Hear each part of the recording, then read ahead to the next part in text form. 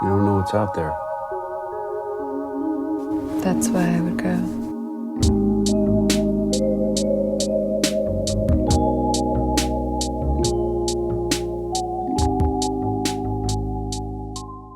Hi, and welcome back to Wild Dream, where we give you the freshest takes on the latest movies. My name is David. My name is Daniel. New year, new me. New year, new us. First episode of 2026. The last year of Wild Dream. This is it. This is it. Our farewell tour starts now, 2026, and we're done. And we're so serious this time. We're for real. This is it. This is it for real. I don't care about movies after this year. I don't even like movies anymore. I fucking hate this shit. With that said, here's two movies. Go ahead and cancel me. I don't care. So, that's it. We're done with movies. We're done. No, guys, we are here for a very special episode. We're doing something we've never done on the podcast today. True. We are doing, this isn't necessarily a head-to-head matchup or anything like that, but it is a double review. That's right. Let's call it a Venn diagram review. A little bit of a Venn diagram review. Yeah. This is we've been saying the Brother Bowl. The Brother Bowl. The Brother Bowl. That does make it sound like they're against each other, but it's not necessarily that. It's not necessarily that. Yeah, not necessarily. Not necessarily. But I think a lot of people who watched both of these movies also were doing that, like in their head. Sure. If you are a film goer, if you're a film watcher, if you're a film enjoyer over the last couple of years, you probably are familiar with the Safdie brothers. And if you are, then that's it. That's all we have to say. But if you're not, then may I introduce you to Uncut Gems. Right. Uncut Gems. Of course. Okay. Good time. Yeah. Yeah. And these brothers now have ventured on to make their own movies individually, away from each other, with zero contact and no help from each other whatsoever. Not a single amount of input from either brother was introduced to either film. That's for sure. I'm being sarcastic if you guys can't tell. I doubt that that's how either of these movies were made. But yes, these two brothers have ventured off to make their own movies in which they are not directing as the Safdie brothers. And so that's why we are reviewing both The Smashing Machine and Marty Supreme at the same time. At the same damn time. So we're wanting to talk about both of these movies, both individually and also kind of how the similarities that they have with each other, the things that, are kind of seen in both these two movies and these two brothers' previous movies, and the different elements that we saw combined in Good Time and Uncut Gems. I really can't say it normal anymore. No one can. But we also want to, give these movies, a fair criticism as an individual movie, as their own movie, and not compared to those other movies. But I feel like, again, a lot of people who went to go see these movies, they were thinking the same thing. Like, I'm excited to see what these two brothers do separately, individually in these two movies that are coming out.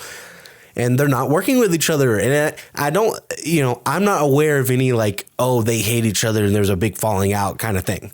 You know what I'm saying? Mm-hmm. If there is something like that, then please let me know. So I do imagine that both of them had some input. Yeah, but it could be. I'm curious if it's obviously there's only so much that's going to be given in terms of information of truly why they split, why they wanted to go pursue solo careers. But I think it would be funny to me. It'd be funny if it was literally like, hey, I really want to make like a sports biopic, and it's like, dude, me too. And it's like, okay, cool. So Mark Kerr, right? And he's like, I don't know. I really want to do like that ping pong player, Marty. I really sold on Steve Kerr, on the Mark Kerr thing though. And it's like, man, fuck you, make your own movie. I'll make mine. Okay, fine. You go make your own movie. Right.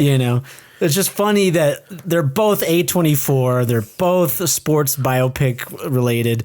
But yet they're both from different brothers of the same directing duo. It's all both released in the same year. It's like, how similar can you get? You know? And it's like, we've seen like the Wachowski sisters go off and make individual projects and stuff like that. And there was no, huge falling out there.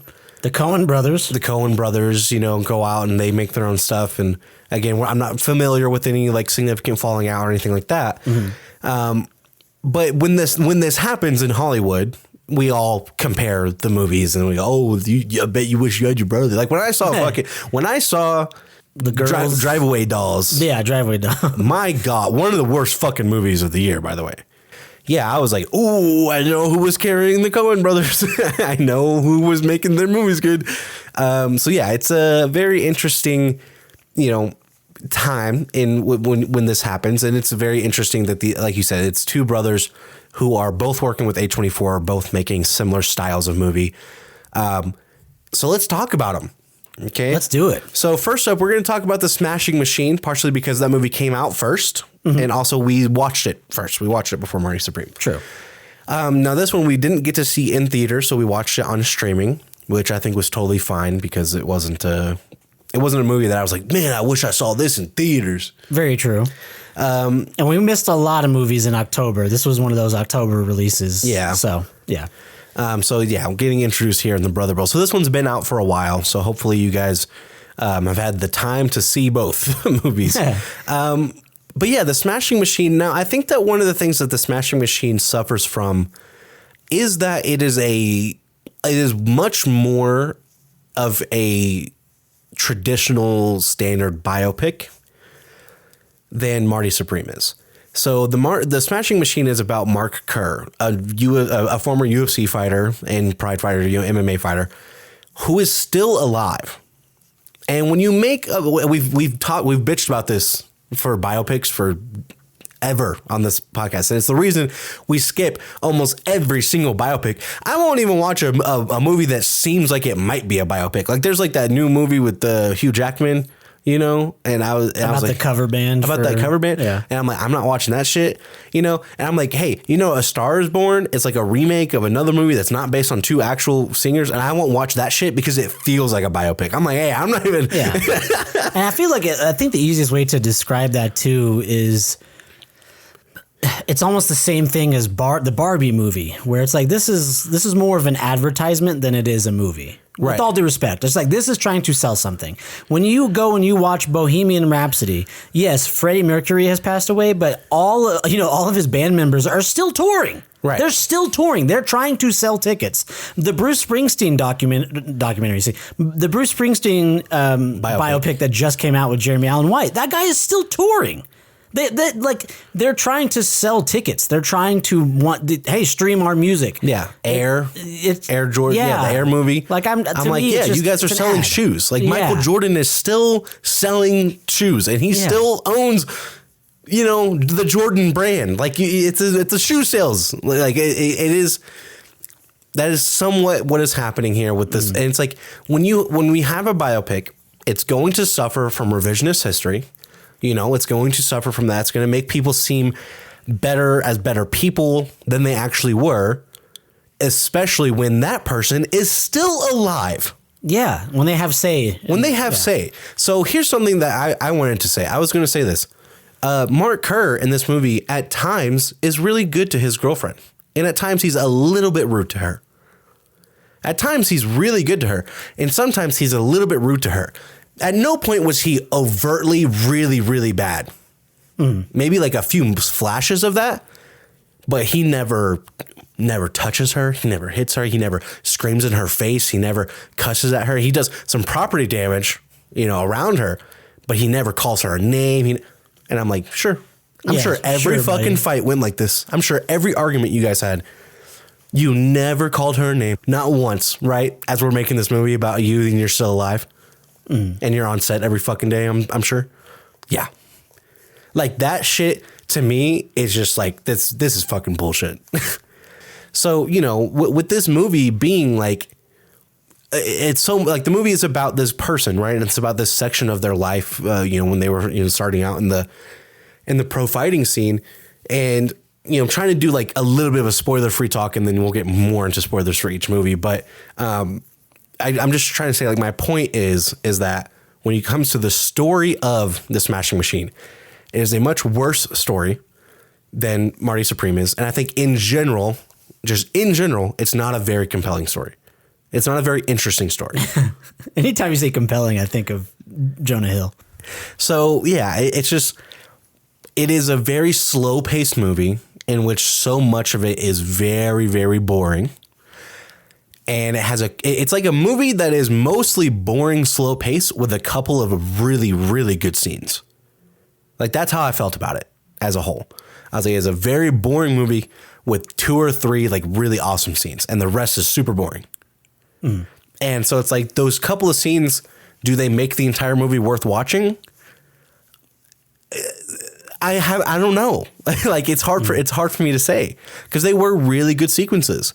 I think that the performances are pretty good. You know, I think that The Rock is not as believable as a fighter as other people, and I think that getting Ryan Bader to play Mark Coleman in the movie was a good idea, because he doesn't have to do much because he's not the main character. So from an acting perspective, he doesn't have to do much. But when he fights, he looks like a fighter. You know, I know that was something that was like really noticeable to you.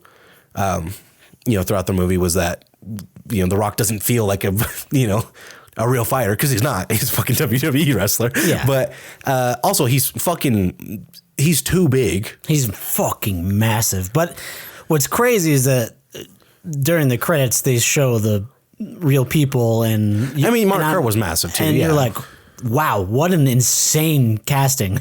Like they look very similar. Yeah. You know, that's one of those like easy, almost manipulative assets of a biopic to me. Where it's like, oh wow, it looks just like him. And like, yeah, cool. But I don't care about the story. But you know, I did fall into that. I was like, oh my god, what a casting. He looks just like him. It's really trippy. Yeah. Yeah. And you know, The Rock is a seasoned actor. You know, it's not like they just got some guy off the street who, because like that's what happens sometimes in biopics too. It's like, oh, we just got some guy off the street because he looks like this guy. I'm like, well, he's not a good actor though. Mm-hmm. You know, and sometimes they are like, oh, well, we're going to get a really, really good actor, but we're going to change so much about that actor's appearance that they'll look like them. And it's like, well, yeah, because you fucking changed everything. Like, you know, you get Austin Butler and you're like, he's not even going to be blonde to play Elvis. I'm like, yeah, you just changed everything about how he looks to make him look like, quote unquote, look like Elvis, you know? Yeah. But yeah, it doesn't have some of the bad tropes of biopics that we've seen. Like it doesn't have a ton of voiceover. Yeah. You know, it does have some pretty significant time jumps. But yeah, I mean, at the same time, it is a movie where a lot of the sections of the movie, I'm just like, yeah, this is just, oh, I wonder if, like, I'm familiar with Mark Kerr. I've been following the UFC for a long time. I've you know, studied the history of the UFC and the history of Pride and fighting. I'm familiar with this person, and I'm familiar with this tournament that he is in the movie. And I'm like, I know what's going to happen. Mm-hmm. You know, it's very, like we said, like we didn't watch King Richard because we were like, oh man, I wonder if these daughters ever get good at tennis. Yeah. Oh, spoiler alert, they do. Well, we didn't go watch Air. I'm like, let me guess, they sold a bunch of fucking shoes. So I think this one has a lot of that, right? Whereas as we get into Marty Supreme, okay, a little bit, again, trying to be as good as spoiler free as I can for this section. Now, the thing about Marty Supreme is, while this is also a biopic, it doesn't have that specific issue with it because I've never fucking heard of this guy in my life. Mm-hmm. I don't know anything about ping pong. Now, of course, if you are a big ping pong guy, Marty Supreme, you know, second best movie about ping pong I've ever seen. I'll say that. Ping pong, or as the Chinese call it, ping pong. Balls of Fury, guys. Balls of Fury. If you haven't seen it, go watch it. Fuck you. If you haven't seen, you know, because we've been talking about doing an episode of our most underrated movies of all time. And I know that when we do that, we're going to talk about Balls of Fury. So you know what? There's your little teaser for our underrated movies list that we're going to eventually do at some point this year. Yeah. Balls of Fury. Balls of Fury. Okay. Definitely deserves. Hilarious. Yeah. Agreed.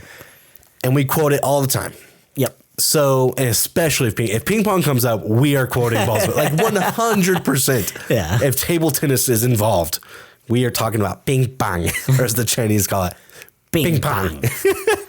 So, the point is that I'm not a big follower of the sport, so it doesn't have that same folly, you know, where you're like, oh, I already know what's going to happen because of, you know, I know this guy.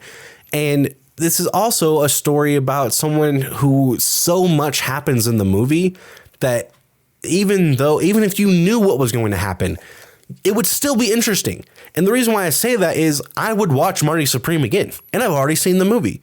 So we want to talk about like, oh, I already know what's going to happen, therefore it's not good. Well, this movie, I already know what's going to happen because I've seen the movie, and I would still watch it again because what is happening on screen is so compelling and so interesting and so entertaining and so fast paced that it's engaging throughout the entire movie, you know, whereas, like I said, like with Smashing Machine, that movie has so many pitfalls, so many moments of just long stretches of really boring, like period piece. Look how much we made this look like the Pride tournament from this time period. And it's like, yeah, you guys did a great job. This looks like the time period. This looks like, you know, Pride at that time, but I don't fucking care because what's happening on screen is boring. It's you know, like, I don't care. Whereas in Marty Supreme, it's also a period piece, and they made everything look like a period piece, and it's everything that's happening is exciting. Yeah. So, like, that's going through my head through both movies the whole time. You know, it's just like, okay, these are both period piece biopic movies. What can we take away from these movies, you know, because of that biopic thing? And I think that with the Smashing Machine, there's so much of what we complain about biopics being present and existing and being prominent in that movie, where I don't see that as much in Marty Supreme. Yeah, I think with the Smashing Machine, I definitely get that. I get your point of, because I was thinking that during the movie too, of interesting that this girlfriend is just an absolute abusive piece of shit who treats him horribly. But he's just a nice guy, and he was great, and he never did anything to make her that way. I thought that was interesting. I was like, okay, but other than that, what I appreciated about the Smashing Machine was you don't get that. What do you want to call this song? Bohemian Rhapsody. Wait, say that again. Like, you don't get that. You don't get this like. I almost just want to call it dramatization. This like dramatization of an event that's like, there's no fucking way that happened. You know, it doesn't do that. Right. It keeps it very like what makes the Smashing Machine such a different approach to a biopic than others that I'm used to is how meditative it is. It's very, like you said, it's very slow. It's a lot of scenes are literally, which by the way, if you've seen The Curse, this is filmed the exact same way as The Curse. So all of the filmmaking, all of the camera work is completely voyeuristic. It looks like they're just being spied on in the home. There's a lot of handheld cameras. They will just follow them from room to room. It's very, very that way. Also, ton of film grain. Yeah, a lot of film grain. That's one of the things I said coming out of the movie. I was like, yeah, well, I'll tell you which brother loves film grain, because both Uncut Gems and Good Time have a ton of film grain in them. And then Marty Supreme has like almost none. Like, it has a little bit, but not nearly as much. It had just enough for the period piece aspect of it, whereas the Smashing Machine was, you would think it was fucking filmed in the 1980s. Like, it has so much fucking film grain. Yeah. So I liked I thought it was interesting to do it that way, and for each scene of the Smashing Machine to be it's especially just him, and the most interesting part of the movie for me was him and his girlfriend's relationship. It was. Right.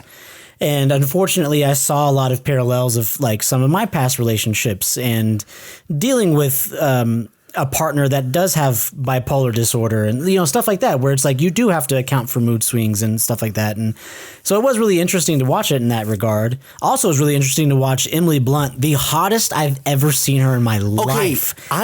She was so fucking hot. She was so hot in this movie. I'm not gay no more. I am delivered. I don't like men no more. I said I like women. Women. Okay, I was going to bring this up because I think that it is important for this. I was going to say this. Okay. And I talked to Taylor about this coming out of this movie. I was like, you know, it's funny because every movie I see with Emily Blunt in it, I'm like, oh, she's one of the fucking hottest women on the planet.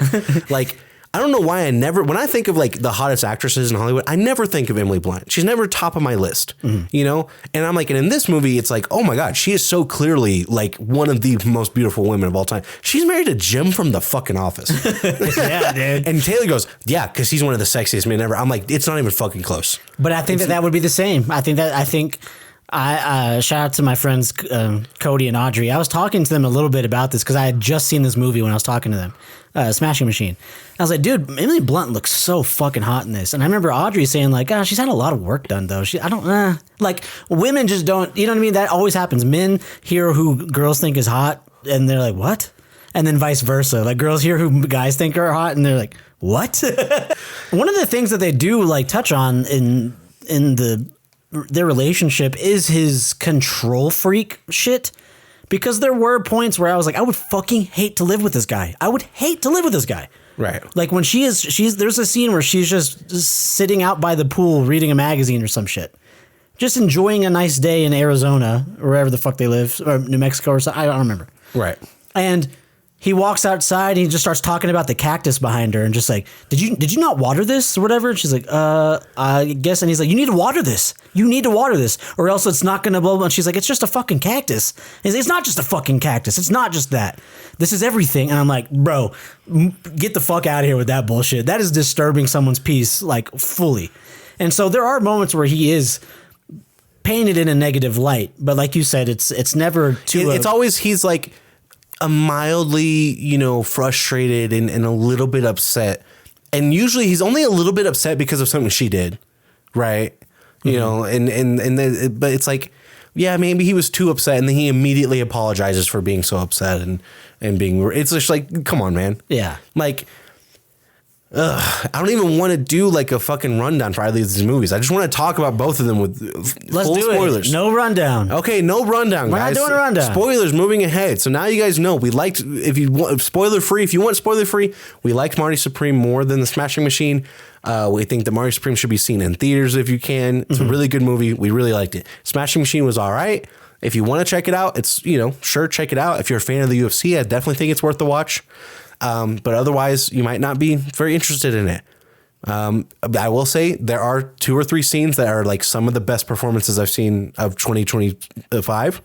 I keep wanting to say this year. I keep wanting to say this year of 2025. So if you should know that if you want to see those scenes, you have to watch the movie in context. We should know that this was supposed to be our last episode of 2025. That is true. I got the flu, so I wasn't able. Yeah. And we were going to compare them and talk about this year's movies and blah, blah, blah, all this stuff. But yeah, so I can't say this year. But fine. There are some of the best performances that I've seen of 2025 in that movie, in the Smashing Machine, that are better with context. So if you want to see those scenes, then go watch the movie. But again, a lot of the movie is very boring. And I will say the scores for both movies were good. And it's the same guy who has scored Uncut Gems and Good Time. And he's really good at what he does. Marty Supremes is really, obviously it's a longer movie that's also more action packed. So it's a lot more upbeat and fast paced music.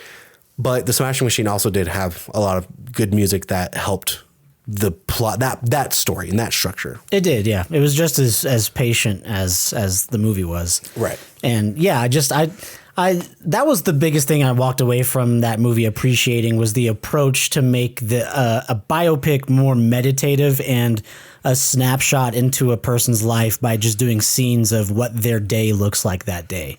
And it's not that Bohemian Rhapsody, we're recording this song. Oh, first take, we nailed this song. We're going to call it Bohemian Rhapsody. Like that type of shit, you can fucking miss me with that. You can miss me with that. And I think at the very end of the Smashing Machine, where you get the text on screen, the typical biopic shit.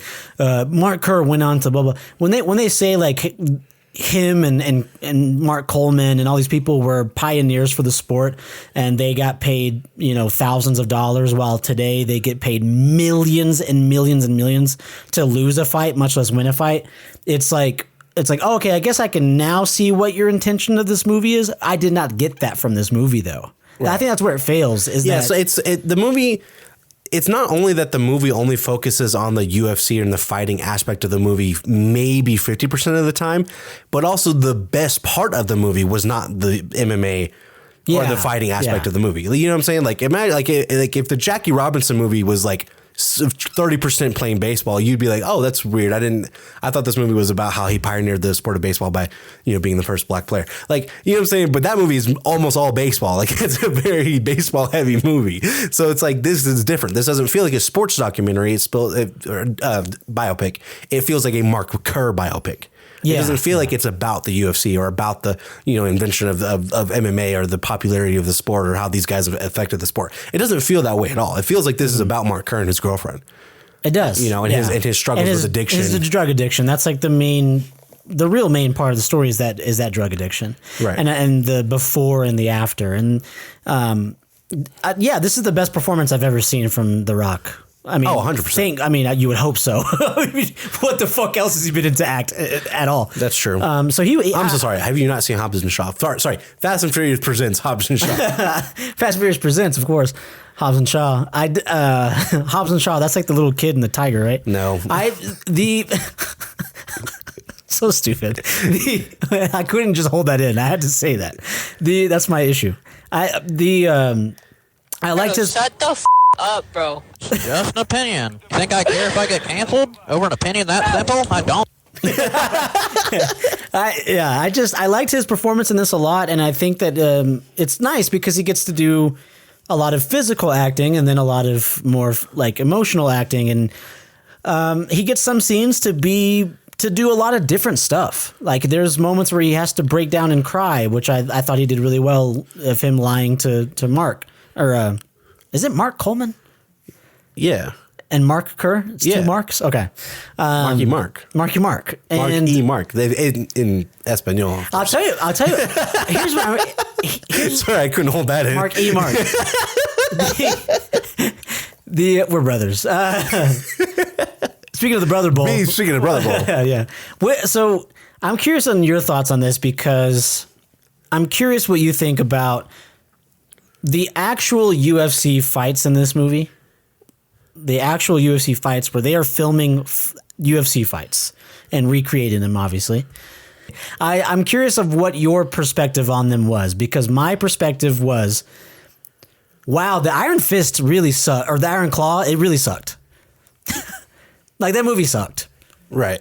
Like when I'm watching these UFC fights, I'm sitting there thinking sometimes they feel a little too choreographed, sometimes they feel a little stiff, but they are miles above what I was watching when we saw the Iron Claw. And I was like, man, that movie really sucked, because this is doing a decent job at it, and it's miles above that. And I can actually buy in enough. Yeah, I mean, like I said, I think that The Rock's acting for the striking portion, like his wrestling, I think was fine. But the striking portion, he does not look like he's capable of turning his hand over to throw a punch. Yeah. He's only hammer fisting, which I'm like, that's not how Mark Kerr fought. He did not hammer fist the entire time. But I just think that The Rock probably has like some kind of mobility issues at this point in his life. And this being this buff with this many drugs in your system for this long, he can't turn his wrist over to throw a punch anymore. And it just doesn't look right. I think that it was like the striking in terms of like, it looks like they've actually made contact. I like that part a lot. I like that people don't go flying every time they get hit in the face. That's not how actual, fighting is. But I do think that it's just impossible to show an actual fight, and try and get as close to as possible, especially because if you actually watch a lot of UFC, you will think most of it is very boring. A lot of the clinch game is very boring. A lot of the ground game is very boring.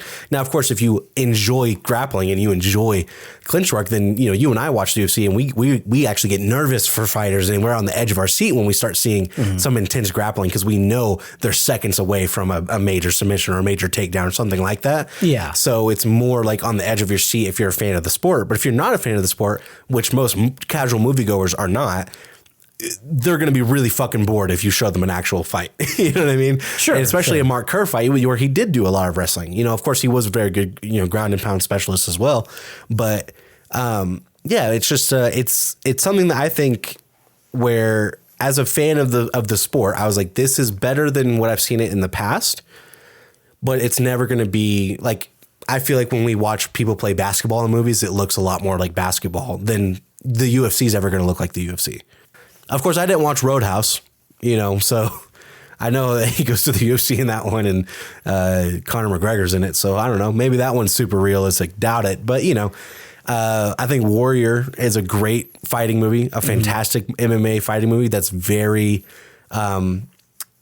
Hollywoodized. Yeah. In its fighting, because it makes it look more theatrical than it actually is. But that one also does have a lot of really good ground game and clinch work and grappling in a very intense and good way. And I think that Warrior, to me, is the movie that did it the best.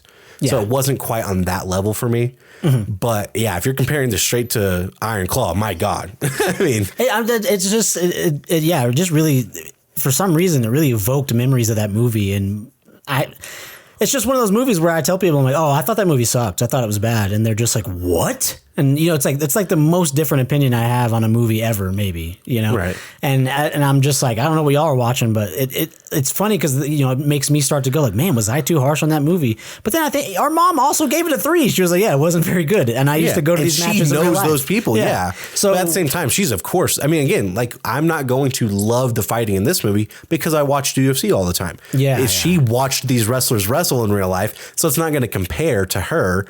And I think that one of the things that happens is, again, all of these like sports, whatever, they want to be associated with like victory and dominance and all these things, but they don't like being associated with violence because it hurts the sport. Any sport that involves violence, they're like, well, we don't want people to think that we're a violent sport because then people won't let their kids do it. That kind of bullshit. And obviously I know the UFC isn't always like that, but they seem to, they are more adverse to being a violent sport than they like to pretend that they are. And I think this is a perfect example of that. I think that there was a little bit of hey, when we do Pride, can we not do the face stomping that they did in real life? Like, they didn't show any of that. They didn't show a ton of blood. They didn't show, and I understand blood is really hard to do when you're filming, especially lower budget movies, because, when you use fake blood, everything gets stained and you don't have as many takes to do it all. And it's a whole thing. Blood is actually very difficult. But if you're doing a violent sport, let's add a little bit more blood. Yeah, I mean, add a little bit more violence to it. I feel that. I felt the lack of that, of how exciting Pride matches are IRL. Like I didn't feel that excited. There didn't seem to be a huge shift in the movie to a Pride fight versus a UFC fight. It wasn't. I feel like that focus was not enough. Right. And yeah, maybe it is because of that. Maybe there are some restrictions, like you said, that whether it's the budgeting or if it's input from the UFC, input from Pride, which I don't does Pride still exist? I don't even know if Pride fighting is still a thing. Man, I haven't kept up enough. Just because the UFC is so prominent now, it's like that is the I don't even know if Strikeforce still exists. And I used to watch Strikeforce fights all the time. So who knows? I'm sure there are other fighting leagues out there and everything, but the UFC has become something that is so prominent. It happens way more frequently now too than it used to. It used to be only like now it's like every other weekend we get a new UFC, and it used to not be that way. But yeah, so it is something that I think that it's part of the reason why I say the fighting was not a focus of this movie.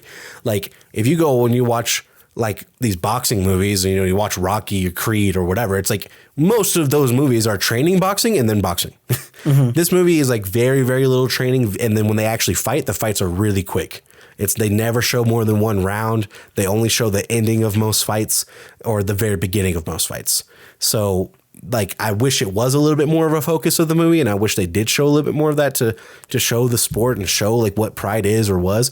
But because they didn't, that's where like we both said, like, I didn't feel like that was what the movie was about. I felt the movie was about Mark Kerr, his addiction, and his relationship with his girlfriend. Yeah, I think I really enjoyed the dynamic of some of their fights. And like, there's that one where he's training, he's in Japan, he's training for this, not training, what do you call it? It's like the warm up. He's warming up for a fight, and she shows up looking fine as fucking hell in this all white out. Oh my God. And she walks into his area that he's trying to warm up with his trainer and friend. And he's being really cold to her. And she's like, hey, a fucking hi would be kind of cool. I just flew to Japan to support you. After you asked me to. And he's just like, it's not about that. Like, I need to focus and I can't have you here right now, blah, blah, blah. And I watched this with my roommate, Brent, and I was like, man, I see both sides of that argument though. I see both sides of that. And that's a good argument to me, where you can see both sides. That's engaging. Yeah. And so I'm just like, I would be so upset if someone treated me like that. And after I showed up, to a different country to support them. But at the same time, I'm like, I don't think I would just walk in the same way that I would never show up to their job.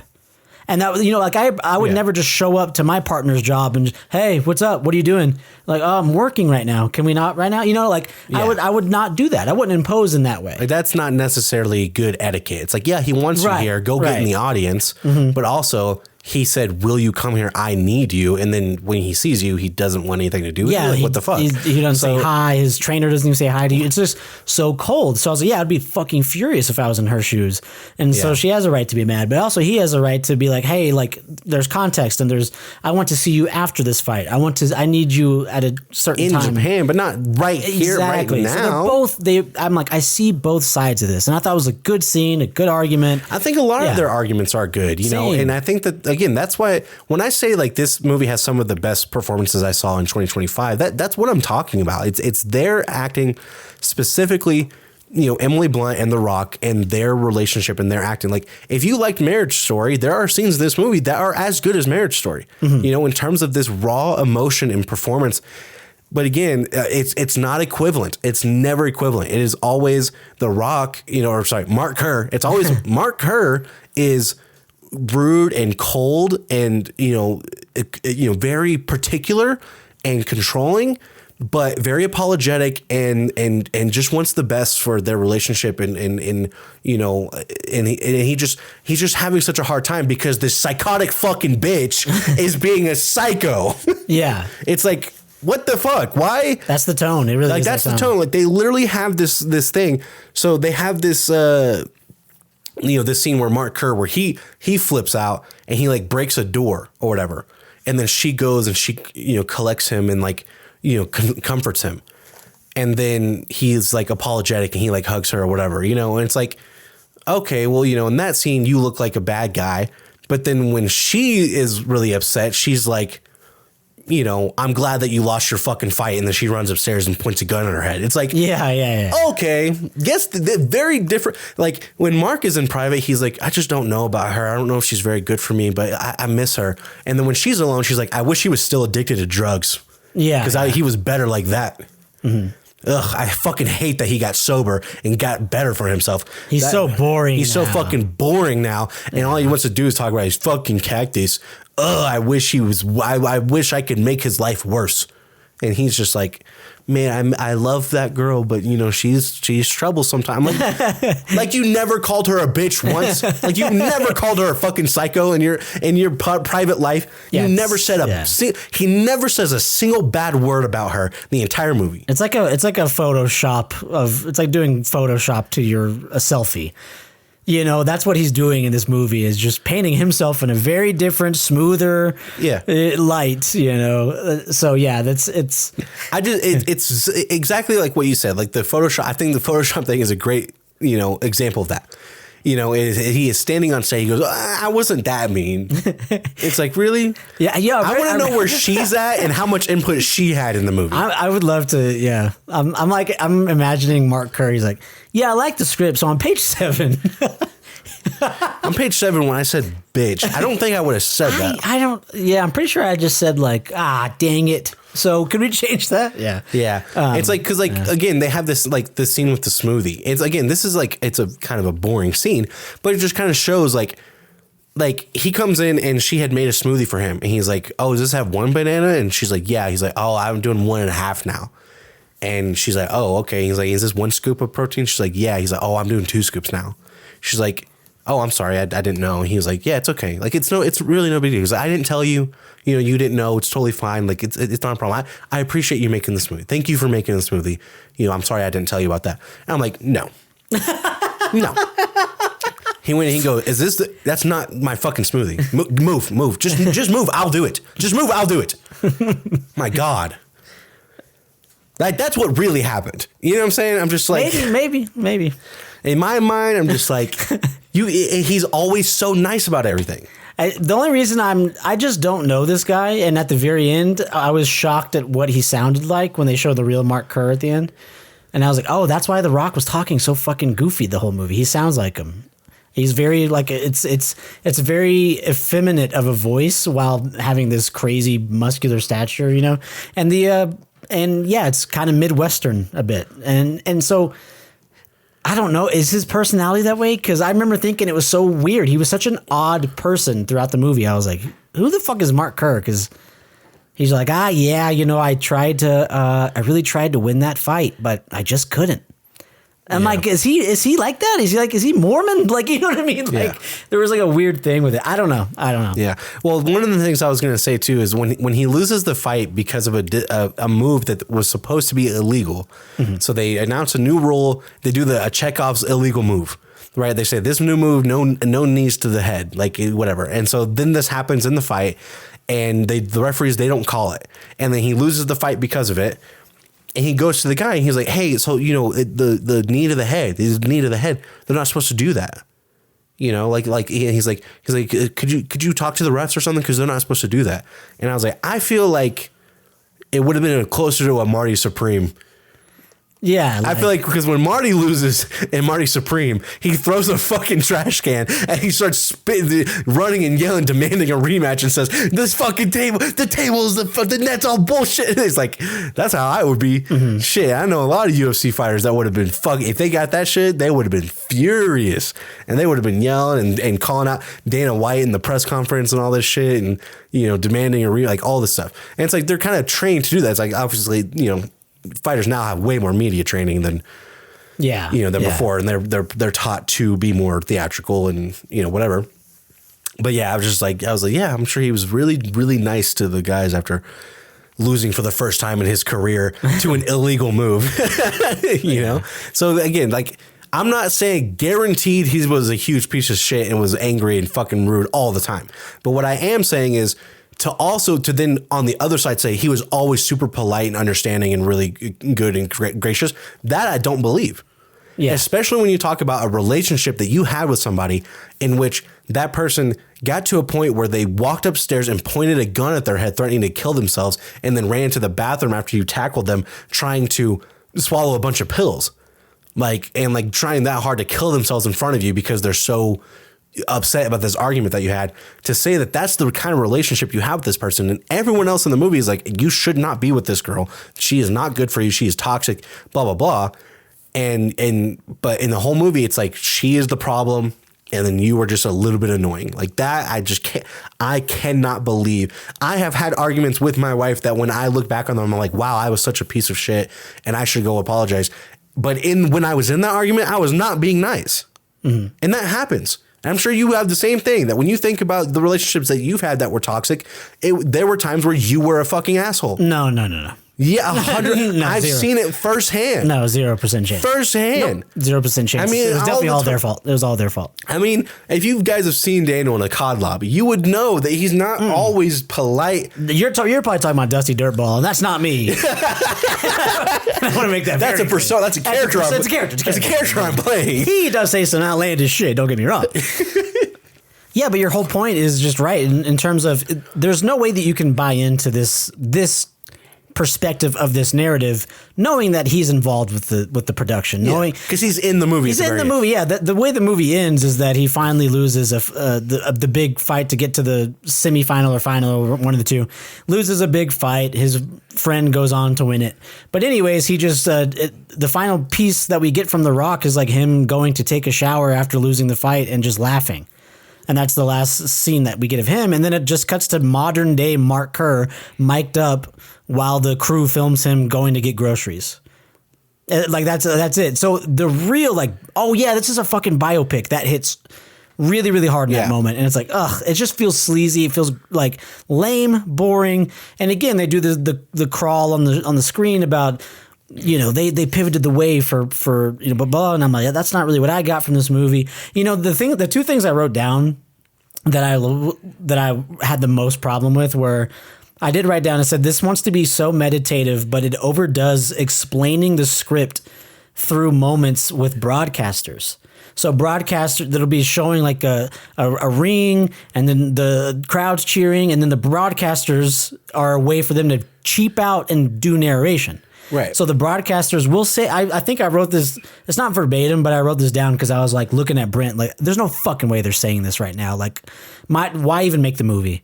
It was like, man, can Mark fight after everything he's been through? Does he have what it takes? I'm like, that's probably in the script. That's what the point of this is. Why would you say that out loud?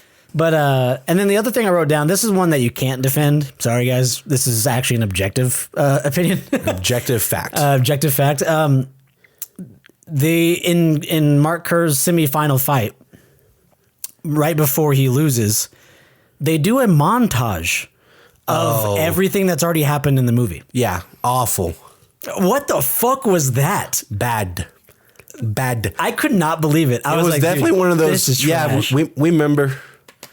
Yeah, it's like We remember. It's not even that long. What was it, like 2 hours at most? I'm just like, we just watched this. Yeah. Like, why are they showing? Oh, I hate it. There's like so in the movie Warrior, I hate to keep comparing it to Warrior, but I think that's just the best movie about MMA that I've seen. Like it's because it's not about MMA. That's why it's such a good fucking movie. Anyways, I love that movie, and I think that this is a great comparison because in Warrior, there's a scene where the older brother is in one of the toughest fights of the tournament.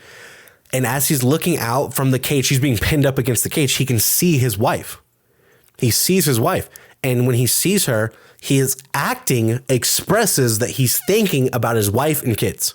Mm-hmm. And the fact that this money will change their lives forever. Because there's a huge like overbearing thing about because in this, by the way, it's like, what happens if Mark Kerr doesn't win the fight? He's upset. They have not given us any stakes about what happens. It's not, I'm going to lose my house, or, I'm never going to get to fight again, or I'm going to, fucking Michael Bisping when they told him you're going to go blind if you ever fight again, and then he still fights. Like, it's like, there's no stakes here. There's no, like, what happens if you don't win this tournament? But in Warrior, there's a massive stakes. And so when he sees his wife, you see the acting of the actor. And then he goes and he wins the fight. If they at that moment had like shown flashbacks of him with his kids, I'd have been like, this is fucking awful. Yeah.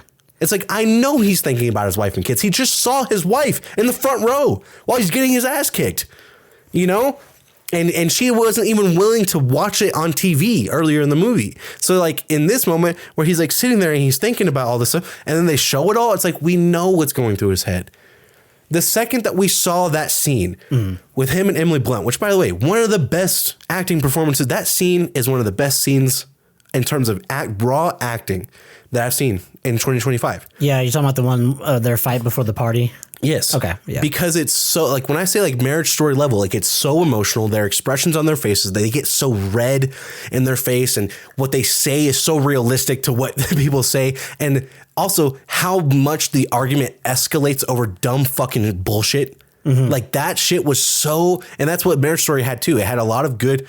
Like in Blue Valentine is another good example. Like how escalated a fight gets over dumb, petty bullshit. Yeah. Because emotions are just so high and you guys are so used to fighting. That's your norm. That's your baseline is fighting, And it's like, that's what I loved about that scene. It felt so much like this is a toxic relationship where the base level is toxicity and any little fucking spark is going to set everything ablaze. And that's what happens in this scene. And it just becomes this huge thing. And it's such a good performance. I don't then need you to show me that when he loses the fight. Yeah. And that's already going through my head. I couldn't believe it. It's going through my head when I'm watching the scene. I'm like, oh my God, I can't imagine having gone through all that. And then like I just finished listening to the Dirk Nowitzki book, by the way. And like so much of what they talk about with Dirk and his training is focus, laser focus. Do not let yourself get distracted by emotion, by what's going on outside of this, by what's happened in the past. All you need to focus on is your next step, your next shot, your next possession. Like that laser focus that athletes have to have is so like, it's so next level, So it's like, I can't imagine having to have the emotional maturity to block out everything happening outside of your life in order to beat the fuck out of someone who wants to kill you in front of you. So when he's in that scene, I'm like, yeah, I'm thinking about that shit. So when they showed it, I just ruined it. Mm-hmm. Like I thought it was so good leading up to that. I was like, oh my God, the third act of this movie is the best part of the movie. Yeah. What a crazy. And then they do that, and I was like, oh, that fucking sucked. And then they showed the end of the movies, IRL Mark Kerr, and I'm like, okay, this is fucking stupid. Yeah. Never enjoyed that in any biopic. Yeah. Not even Pursuit of Happiness when the dude fucking walks by him for a second. Yeah. I don't have much more to say about this one. I can appreciate the approach of doing this very meditative, slow burn style of. It felt like a series of short little vignettes at points, and I was like, I haven't really seen a biopic approach this way, so I liked the outside of the box thinking with that. But also, I just did not get much out of this. It was fine. That's really how I felt about the movie. I was like, it was fine. I didn't feel like I wasted my time. I do feel like I am a little bit lucky to be a UFC fan because I get more out of it than a non-UFC fan might. Sure. So, yeah, I enjoyed it. I thought it was just fine, but I would not really gonna rewatch this one. I don't think I would rewatch it. Right. But yeah, it was fine. Yeah. I agree. Again, Leo, I think that the cinematography isn't entirely impressive. I think that the film grain is so present. It doesn't, I don't think it adds that much stylistically. I've never been a big fan of film grain.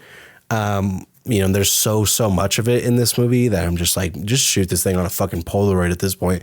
Like, like literally a Polaroid camera, just take screenshots over and over again. Cause that's how, like, you're just lowering the quality of the film so much on purpose. Which is why I'm not really a fan of film grain. But, I also think that, yeah, when you talk about this being Benny Safdie's movie that he's directing on his own, there's a lot that you can see that is missing from what you get from Josh Safdie that we see in Marty Supreme. Now, when I go to see Marty Supreme and getting into Marty Supreme, Benny Safdie is the one who loves film grain, clearly. Josh Safdie is the one who loves close-ups and hates establishing shots. I think I complained about this to you for a good time. And of course, we had different opinions on it. Yeah. I remember you telling me finally when you watched Good Time, I think you referenced the Daniel from SL, like, scoot back. You're too close to me. So, you're like, if I see one more close-up, I'm going to lose my fucking mind. It was, there was like a scene where it was like 14 close-ups in a row. And I was just like, are you guys not in a room? Back up. Back the fuck up. I was like, it felt like each character was filmed in a booth by themselves and they didn't have the budget to get an actual room that fit all three actors. So just close up. And they did this a lot in Marty Supreme as well. Like, especially like there's like a scene where he's talking to his business partner in an office and it's like, you can't even see the desk. You can't see the desk that they're on because it's just close up of Marty, close up of the guy, close up of Marty, close up of the guy, close up of his friend, close up of the guy, close up of Marty. I'm just like, you guys are in a room. You can back the fuck up and show the room. You can just show more than one character at a time too, which is like crazy. Like Josh, like, whoa, wait, more than one character at the same time. That's fucking crazy. It's not as prevalent as, Good Time, I think, was half. That's how they like to film, and it does add to the like stress of the movie. Yeah, it makes it more claustrophobic. Yeah. In both Good Time, Uncut Gems and Marty Supreme.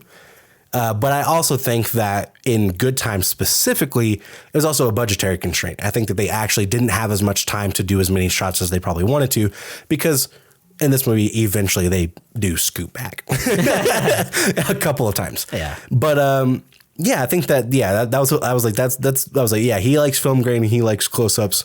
I believe you were the one who mentioned the tweet that somebody said of Josh Safdie completes his trilogy of movies about guys that we definitely should not be rooting for, but for some reason we do. Yeah. Because it is like this movie is when you talk about Good Time to Uncut Gems to Marty Supreme. Can we get a clip of Julia Fox saying Marty Supreme in a funny voice? Yeah. She needs to complete her trilogy. But she was Benny Safdie's muse, not Josh's. That's what it was. Wow. Uncut Gems. Yeah. It was this movie, Marty Supreme, is another movie like those two in that it never stops for a single fucking second to breathe. It is a movie filled with stress and anxiety and people talking over each other and one pitfall after another, and the movie is 1 step forward, 5 steps back, 1 step forward, 5 steps back, 1 step forward, 5 steps back, 1 step forward, 5 steps back, 10,000 steps forward. And that's what those other two movies were, you know? And the whole time you're rooting for this guy, and you should not be rooting for this guy. This guy is a problem, okay? In Good Time, he's literally a bank robbing criminal who owes a fucking loan shark a bunch of fucking money. Like, it's literally... Uncut Gems? No, Good Time? Yeah, in Good Time. And doesn't he sleep with that underage girl in that movie? Like sleeps with her or makes out with her or something to distract her from the television. So yeah, it's like the charges just really stack. Yeah. But that's the point of the, I know this isn't a Good Time review, but the point of that movie is, I know that we say like this is your the tweet you're talking about. Oh, the guy we shouldn't be rooting for, but somehow we are. And I was kind of rooting for Robert Pattinson in that movie because I was rooting for Benny Safdie's character. Right. And the only way for that character to be freed is for this guy, at least in our minds, is to take care of him and to break him out and blah blah blah. However, the point of that movie is that no, actually, this mentally challenged brother, is freed by severing his relationship with that toxic brother. Yeah. And I loved the message of that movie. And then now those two guys are making and now wait a minute. But yeah, and the whole point was, hey, I gotta sever the ties with this toxic piece of shit. So I loved Hi guys, welcome back to Wild Dream, where I gave you So yeah, I loved the way that movie turns its message on its head a little bit and reveals that you get a great reveal of that in an emotional, contemplative way at the end. Yeah. So love that. And I just think I think that it's so, I hate seeing reviews for movies. I hate seeing reviews for movies from anyone where they're like, I didn't like that movie because that character is a bad person. Yeah. I'm like, what? You only watch movies with good, well-intended characters? Then fucking watch We Bought a Zoo and move the fuck on. Yeah. But I'm just like... Go watch ABC movies. That sounds awful. That sounds awful. And that's been a lot of the fact that we weren't able to see this for a whole week, I've seen more discourse about this movie than I would ever want to see just from doom scrolling any social media. Plus, this is one of those, this is the only movie that's been out for 2 weeks because of Christmas and New Year's and stuff. Yeah. Very true. So everyone's seeing it. Everyone's focusing on this movie. And I'm just like... I hate, but that happens with other movies where this character's such a fucking scumbag. Like, I'm not watching that. I'm like, what the fucking bubblegum Disney princess bullshit bubble? What do you live As if you guys didn't watch fucking Ozark. Come on. Yeah. You know what I mean? Like, there's so many. Yeah. I'm like, you guys know that The Sopranos was like the #1 show in the fucking world. And the main character of that is a massive piece of shit. Piece of shit. That is what's interesting about this movie is Marty Supreme is the complexities of the cinematic masterpiece. I think that the complexities of such a flawed character that genuinely damn near ruins the life of every person he touches. Yeah. And still somehow, when he is playing ping pong, or as the Chinese call it, ping pong, I'm like, I really want him to win. Why do I want him to win? You know, right? But even though he's such an asshole, but we're sports fans, and so this is not a crazy concept to us because some of my favorite players are apparently pieces of shit in real life. Like, there's a certain level, like I'm talking about someone like Anthony Edwards. I think Anthony Edwards is so charismatic. I think he's such a fucking dog. I think he's an incredible basketball player. But from everything that I hear, he's like very, very womanizing. He's very, you know what I mean? He has a bunch of kids with a bunch of different women. It's clear that he, sleeps around and doesn't like follow up and, pay enough child support. He doesn't he obviously went, there was that viral thing for him being like anti-gay and shit. And I'm just like, and there is a part of me that's like, oh, well, he's 22. or whatever. Yeah. You know, I'm like, he's got to grow But up. even He's then, got at to the learn. same time, you know, when you talk about on-court personalities, where some people on the court are a little bit more of an asshole than they are off the court, I think Luka Doncic is another character who, you know what I'm saying? Like he on court, he's way different than he is in real life. In real life, he's very soft-spoken and he's like very, philanthropic is the word, not philanthropic, and all this stuff. But then on the court, he's like, fuck you, fuck your mother. It's like, okay, he's an asshole. And it's like, but we still root for him. it's just there are complexities to people, and a lot of it is. A lot of it is one of the circumstance and where you grow up and what kind of culture you were in and who you were raised by and environmental causes. It's like all of that is important. CTE, that's a huge thing too. Yeah, you can't just ignore that. Well, you can't ignore context. Not everything is black and white. And that's what's interesting about a movie like Marty Supreme. And that's why we'll Nothing's never black have and white. another athlete like Dirk Nowitzki. You can't be an absolute dog on the court and an absolute god off. I'm saying, man, not everybody's the GOAT. Not everybody can be the GOAT. But you can't be the most genuine human being player that ever lived, okay? Yeah. There will only ever be. But at the same time, you want to talk about like people say, like, separate the art from the artist, like that kind of thing, And I don't always agree with that because, art is subjective, but sports are not subjective. Some people are just better than other players. Like that's how it is. I think the biggest example, speaking of the UFC for us, is Jon Jones. We love Jon Jones as a fighter. We hate Jon Jones as a person. Yes. He is an awful person. I cannot stand him. He is a fucking piece of shit. He is a hardcore Republican, Trump supporting, hates, has talk shit about women, has abused women, has done cocaine and drugs and, all these things. Hit and run on a pregnant lady on a car. He's done the fucking, awful. Typical athlete partying and driving too fast and, putting other people's lives in danger, all that bullshit. But he's a fucking elite fighter. He's the best fighter that's ever lived. So it's like, when I watch Jon Jones, I want Jon Jones to win. Why? Because I think he's the best of all time. I think he's the best in the world. And I want to see the best in the world do what they do better than anybody else. And I think that Marty Supreme is a good example of that. Marty is a fucking piece of shit. He is a cheater and a womanizer and a fucking liar, and he steals and robs and cheats everybody that he knows, and he fucking ruins their lives and tries to cheat them and rob them, all in pursuit of his dream, which everybody's like, your dream is fucking stupid. It's ping pong. And I agree with them, by the way. Fastest growing sport in America. No, it's not. They've been saying that about a pickleball for the last 10 fucking years, by the way. Fastest growing sport in America. Shut the fuck up. All right, you're not going. He keeps acting like if he wins this tournament at the end of this thing, they're just going to hand him a check for $1 million. Like, dude, that's not how this works. In good time, I'm rooting for this character because his goal is noble. How he's trying to accomplish his goal is not noble. Okay, you cheat and rob and steal from other people and hurt them, and you make everyone else's life worse. But I still want you to get the money that you need and get it to the people that you need to get it to. And I hope that guy who's trying to kill you doesn't kill you. When I'm watching Uncut Gems, I'm like, you are a disgusting, degenerate gambler who had so many opportunities to get yourself out of trouble and you just couldn't fucking stop. And when you finally do, spoiler alert for Uncut Gems, you get killed. And you don't even get to see reap the rewards of the big bet that you made, whatever.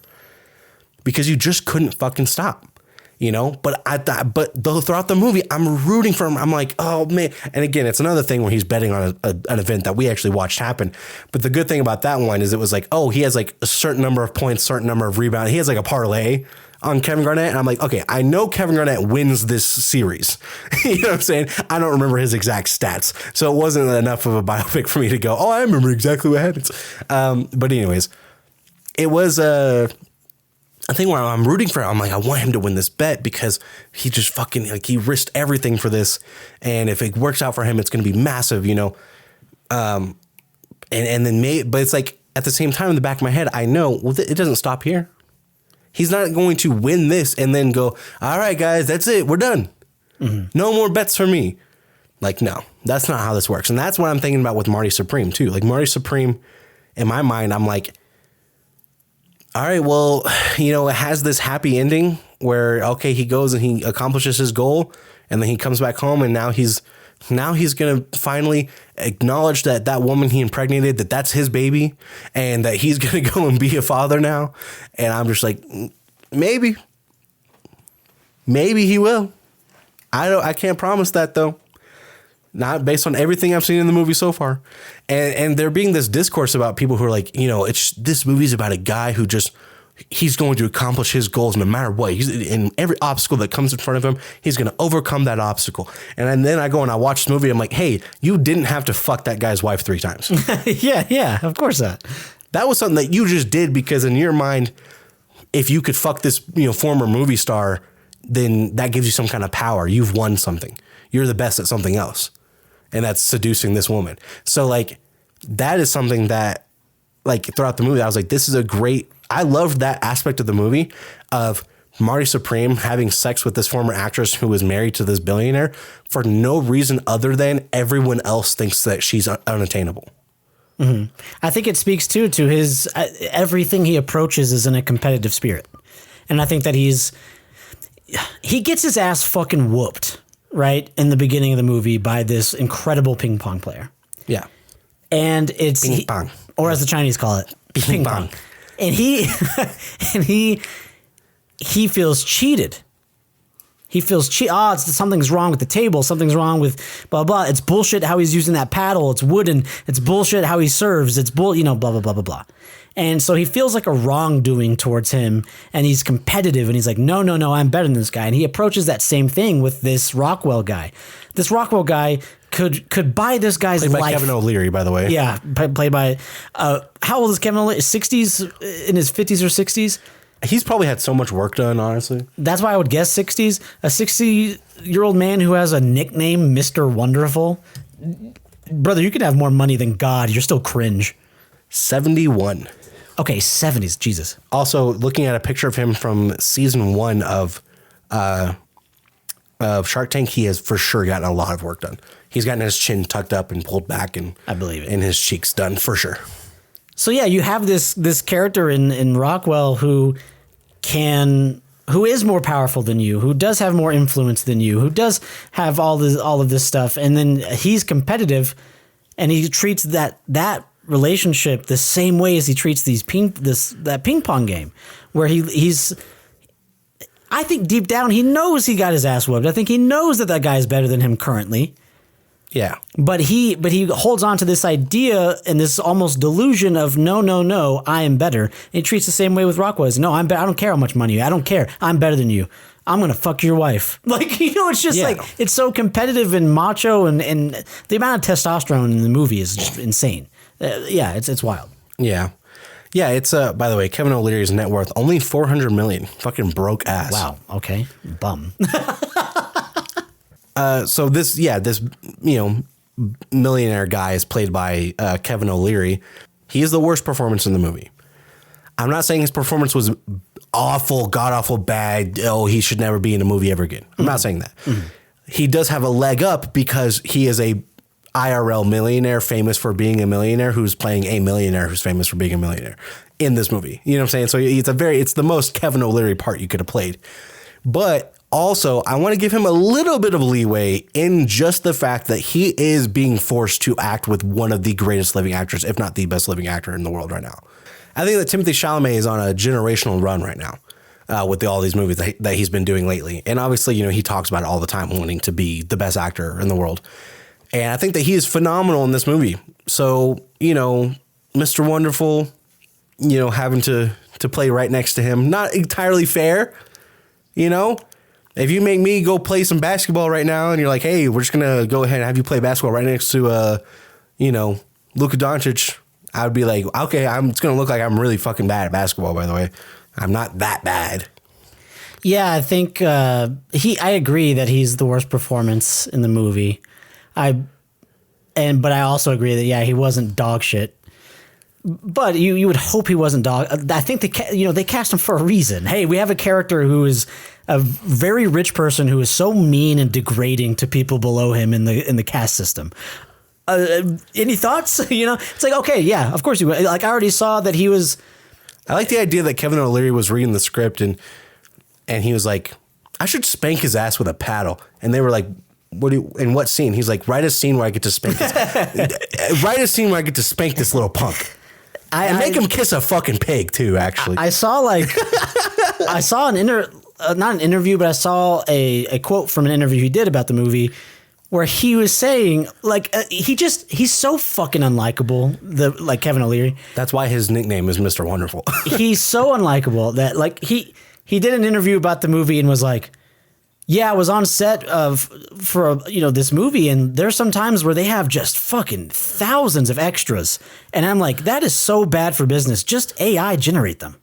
Oof. That's literally what he said. He was just like, you need to cut costs. Like, why do we have all these extras? Right. Just AI generate. Hey man, this is art, not And business. I'm just like, oh my, this is what you get when you put a fucking piece of shit, you know what I mean, in your fucking movie. This is art, not business. You need to chill the fuck out. That's what's so funny to me about people who are like, dude, Marty's character is just blah, blah. I'm like, there's a guy in this movie who is actually a fucking evil piece of shit.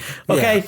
Who's an actual 1%er. Yeah, there's an actual one that you could focus on here. God damn it. Anyways, it was really hard to separate. But it works in his favor that he plays an unlikable asshole character. It's like, okay, so nice. I don't have to separate. He's not. See, I've always felt like Kevin nice O'Leary does get a bad rap on Shark Tank though, because they're like, oh, they call him Mr. Wonderful because he gives brutal and harsh deals and he's mean to people. But at the same time, I'm also like, he's also the producer of Shark Tank, and he also had another show called The Dragon's Den before that. That was the exact same concept, but I think it was in Canada.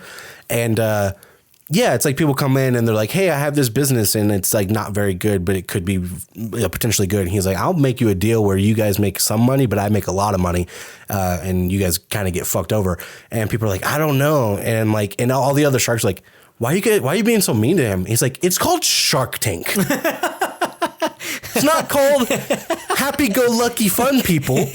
We're supposed to be sharks. It's not called Make-A-Wish. We're supposed to be sharks with minnows coming in and us fucking dominating them and eating them alive. That's what the Shark Tank is. That's so true. Not, hey, happy, let me give you free advice. No. And that's why I think his performance wasn't awful, even though it was the worst in the movie. But it's like, hey, it's not fair to him as well. He's in a certain way. You know what I mean? Yeah. He is an entertainer. Like exactly. That is very true. Exactly. He is an entertainer. He's in front of cameras. He's in front of cameras. He's been doing TV for a long time. He does promotional events. He does speeches, and he does college. What are those things called? Commencement speeches, so stuff like that. So like, it's not like this is his first time ever in front of a camera. It's not like this his first time, but it is his first time not being just 100% Kevin O'Leary. Mm-hmm. So he does have some responsibility that he feels very stiff, and he doesn't feel very much in the scene. It's a little awkward. Whereas this is such, and it's because. I think it's only noticeable because this is such a fast-paced movie where everyone is moving and constantly doing stuff, and everything is very anxiety. And then when he's in the scene, he's very stiff and jointed. And so it's like, you don't really flow in the flow of this movie. So it kind of stands out. And it's like, I think that Tyler, the creator, was the second worst performance in the movie. And I think that part of that is, very like, because, and again, this isn't his fault. When I see him, I see Tyler, the creator. Yeah. I don't really see his character, and that's hard for me. And that's not fair to him. And, I think he's a fantastic entertainer. I think he's a fantastic person. I think that he's an awesome creative. I mean, his last name is Creator, which, by the way, his father is huge Nepo baby. God, turns out. Yeah, the creator. The creator. The original creator. Yeah, Tyler, the creator is the creator's son, by the way. Huge Nepo baby. Which I was looking into it too. I thought this was crazy because Tyler, the creator, obviously his dad, he's God's son. Mm-hmm. Everyone in this movie, everyone who was casted is also God's children. I was like, this is just a big Nepo baby. So it was a huge Nepo. Yeah. Fuck that, dude. Yeah, Tyler, the creator. Such a dumb joke, by the way. This brings up a good point that I wanted to talk about, because one of the reasons that I agree that Tyler, the creator, was one of the weaker performances, but I think that like you said, because he's like, he's doing his own. He's doing the Tyler, the creator. He's like, this motherfucker. Blah, blah. He's doing that. He's being himself. He's not really being a character. Right. He doesn't feel like he's part of this time period. Right, but. It's the exact same for Timothy Chalamet. Timothy, I think that they had a choice, and I think that they chose correctly, and it made the movie better. It actually would have been worse otherwise. The movie had a choice of, hey, this takes place in the 1950s. Like, can you guys talk like this a little bit for me? Like, that sounded like Peter Griffin, but I don't know, Peter, can I? I don't know why it sounded like, but yeah, hey, Peter. Hey, it's like that. there was a different speech pattern. There was a different dialect back then. So you could have everyone doing a voice. And that I think that would have been a lot worse. Fuck it, just let them talk. We talked about this before. Hey, just we didn't we applaud we applauded Jason Statham movies for just finding a way for him to be British. Yeah, it's like sure. In every single movie, he's British. It's like yeah, sure. But why not? Even in Homeland, he gives his daughter like a patch that's half British, half American. Yeah. He's like, because this is you, by the way, because I'm British. By the way. So it's like go for it. Don't try and force an accent or a voice if it's going to be worse. But I do think that maybe there should have been just a little more of a character for Tyler the Creator's character. And instead of just Tyler the Creator and his voice and his dialect and everything going like, I'm a taxi driver. It's fucking crazy. Yeah. It's just well, like, I mean, okay. I think that American Hustle is a movie that suffers for that. Like American Hustle suffers because it was a period piece and they wanted everyone to talk like that. And they wanted them to have both that like 1950s, whatever time period that movie was, that accent on top of like a Boston accent and a New York accent and New Jersey. It's like, when you do both of those at the same time, everything becomes really inconsistent in everyone's accent except for Christian Bale. Because, I mean, it's Christian Bale was very inconsistent in that movie. Yeah. And this movie chose not to do that. And I think it was better for that, especially because they also have Odessa as Leon. As Leon? I don't know how to say her last name. It's A''Zion. As Leon. I thought there was an L in there. I'm really trying to learn actors' name. We got to learn actors' names, right? I wonder if she's combining her two parents' names. Instead of Adlon, it's A' and then maybe, I don't know. But I don't know who her dad is. Me neither. Anyway, Nepo Baby. Okay, Odessa, Asleon. She has a very distinct voice as well. So I think that when you look at she sounds like her mom. Right, she kind of sounds like her mom, who has a very famous voice. Yes, And I think that all three of them having their, like Tyler the Creator, having a little bit of his own personality, having Timothée Chalamet be a little bit more confident, cocky, and a little bit more himself. And then for her as well, having her own voice and being able to be a little bit more herself. I think all of those were good decisions. But yeah, for Tyler the Creator, it's not that his performance is necessarily bad or that, he's not consistent. He is. It's just I see him as Tyler the Creator. So it's less captivating of a performance for me. Yeah, exactly. Yeah, it felt like he was playing dress up, and I think speaking of dress up, which he loves to do too. That's the other thing too. For sure, it's his favorite thing. In fact, maybe that's what the movie suffered from. They didn't get to let him. They should have let him dress up more. Ball out. They should have had. You know what? Because they're playing criminals and they're acting when because they go to like do this like whole hustle where they like pretend to be ping pong players just betting on each other or whatever, and then they walk away with all the money. Like that's what happens in the movie. That's a perfect opportunity to let Tyler just play a different character every time he goes to this thing. And then get his wigs out. Yeah, that'd be cool. Yeah, I think, like speaking of playing dress up, like that's something that they did the right idea. They were like, okay, let's dress everyone for the time period and let's not force them to do a voice that's going to make their performance suffer. So really, really smart in that way. And this, just like Uncut Gems, which I think is the movie the most similar to this, is the amount of characters also creates that frenetic pace. There's just so many characters. I mean, the guy from Uncut Gems makes a little cameo appearance, the Michael Cera looking dude, which was kind of exciting to see him in this movie. But like even he has a part in this, and there's just so many characters and so many moving pieces. And I really appreciated that. It was fun because it just kept the movie. The movie is 2.5 hours long. That is such a long runtime, and for it to be that well paced, I was blown away. And I think that the music is so good, dude. The music is so good. You know what? This movie, I was gonna say this to you, but I guess I'll just save it for this because we're doing the pod. But I was gonna say this as we left the theater, which was this is like the Karate Kid for this generation. If the Karate Kid was a fucking strung out junkie who refused any of Miyagi's help.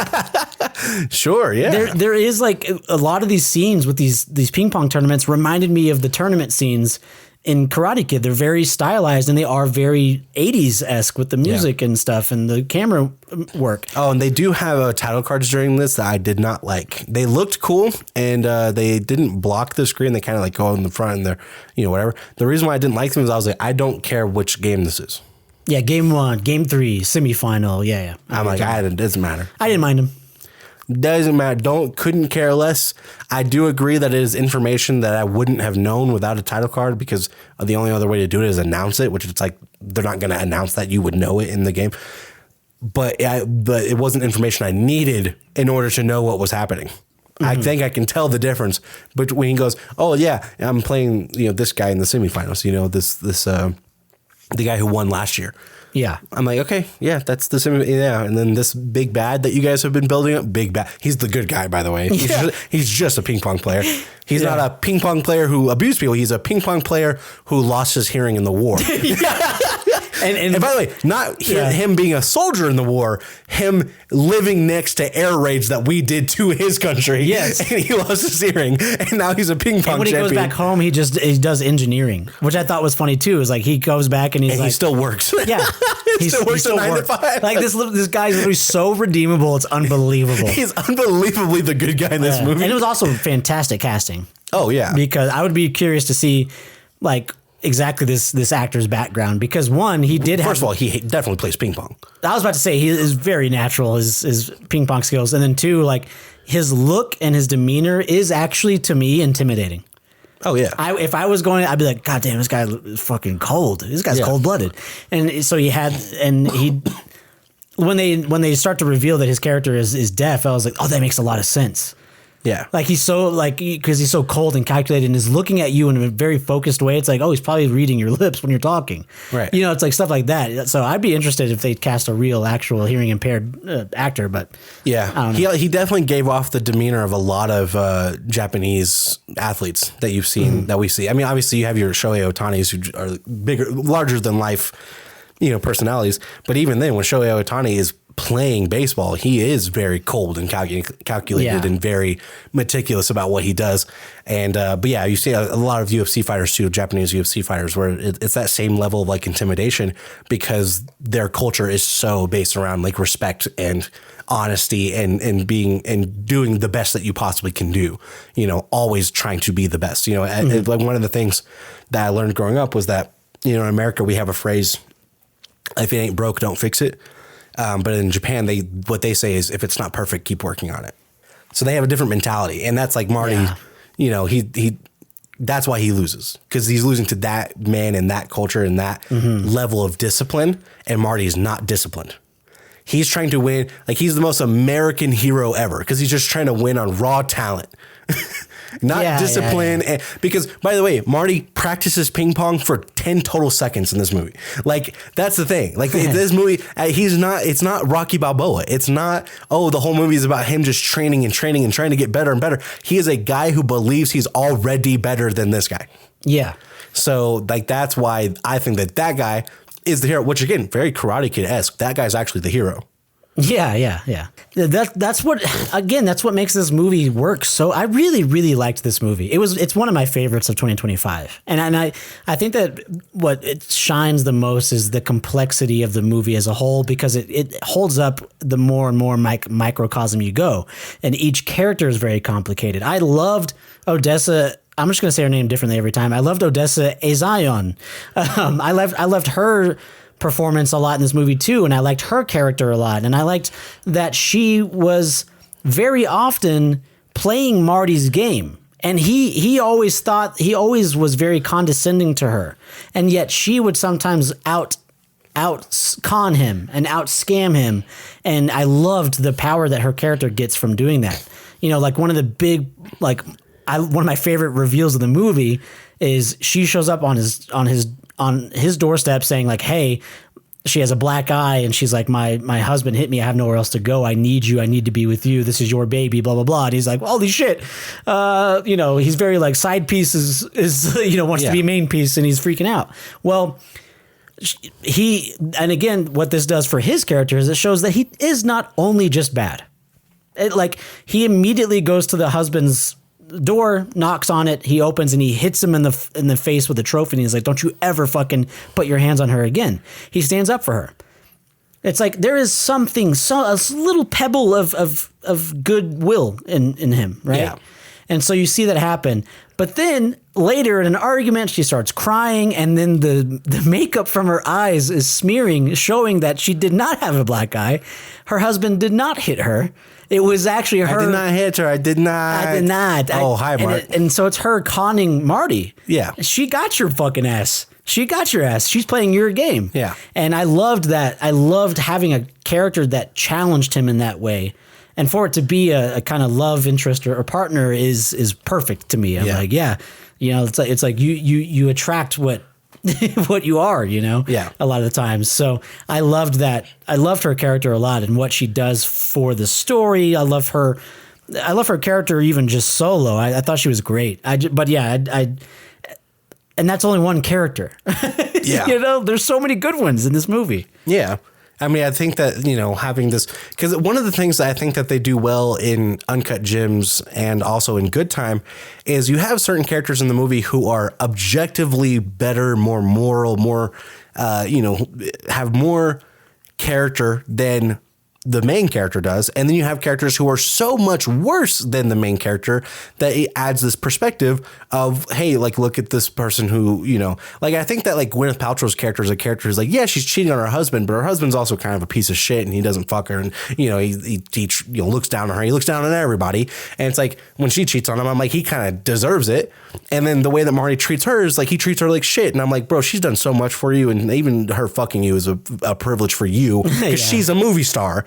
It's like, I think that she is someone who's like kind of, not nearly as low as he is. I think that Tyler, the creator's character, yeah, he scams people, but he's just trying to earn money for his family. And these guys are dumb enough to bet this much fucking money on ping pong at a fucking bowling alley. So it's like, it's not like those people are the best people ever and he's just stealing from them. And he's actually a cab driver who's trying to work and trying to, make money for his family. And he says that he has kids in the movie. So like all of that's very important to him. I think he's a morally higher character. And these characters help you give perspective for Marty. And when he fucks those people over, you're like, wow, what a piece of shit. Those people did not deserve that. They did not deserve you taking advantage of them. They did not deserve you leveraging everything against them. But then you have these other guys like the killer and, the guy who's trying to kill him in Good Time or, these, loan sharks and, these bookies and Uncut Gems. And in this movie, they have this gangster character who comes out of nowhere, right? He comes out of nowhere. And by the way, this is one of the scenes where you go, holy fucking shit, this movie is never going to stop, is it? Because they get to a point where Marty is like, all I got to do is make some money to take a plane. That's all he needs to do.